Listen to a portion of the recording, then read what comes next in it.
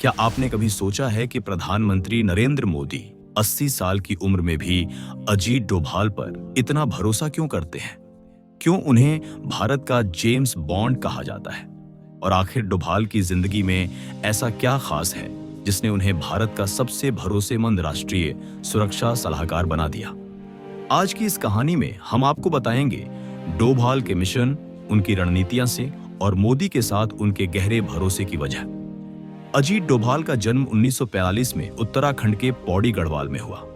पढ़ाई पूरी करने के बाद उन्होंने आईपीएस ज्वाइन किया और फिर इंटेलिजेंस ब्यूरो आईबी का हिस्सा बने।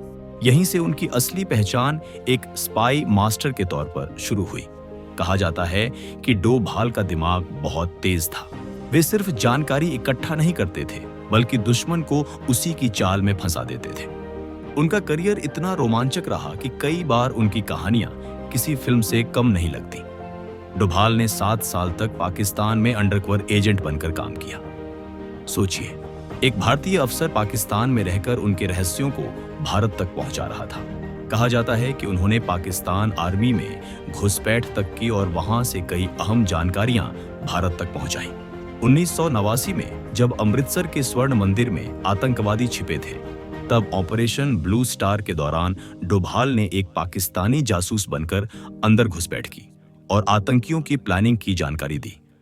उनकी यह भूमिका ऑपरेशन की सफलता के लिए बेहद अहम साबित हुई। इसी वजह से उन्हें भारतीय जेम्स बॉन्ड कहा जाने लगा। अजीत डोभाल की छवि हमेशा से ही सख्त और रणनीतिक रही। कभी वे लाल कृष्ण आडवाणी के पसंदीदा अफसर माने जाते थे, लेकिन 2005 में रिटायर होने के बाद नरेंद्र मोदी ने उन्हें गुजरात बुलाया और वहां सुरक्षा रणनीति में शामिल किया। 2014 में जब मोदी प्रधानमंत्री बने तो डोभाल को राष्ट्रीय सुरक्षा सलाहकार एनए से नियुक्त किया गया। यहीं से दोनों की जोड़ी और मजबूत हुई। मोदी सरकार के कई बड़े फैसलों में डोभाल का सीधा हाथ रहा है। चाहे 2016 का सर्जिकल स्ट्राइक हो या 2019 का बालाकोट एयर स्ट्राइक, डोभाल ने इन ऑपरेशंस की रणनीति बनाने में बड़ी भूमिका निभाई।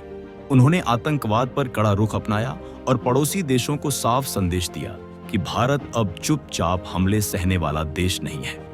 आज मोदी डोभाल पर इसलिए भरोसा करते हैं क्योंकि उन्होंने हर परिस्थिति में अपनी निष्ठा, बुद्धिमत्ता और साहस साबित किया है।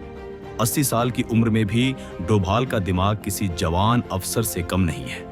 इसीलिए वे मोदी के सबसे भरोसेमंद शैडो वॉरियर माने जाते हैं। तो दोस्तों, ये थी कहानी भारत के जेम्स बॉन्ड अजीत डोभाल की।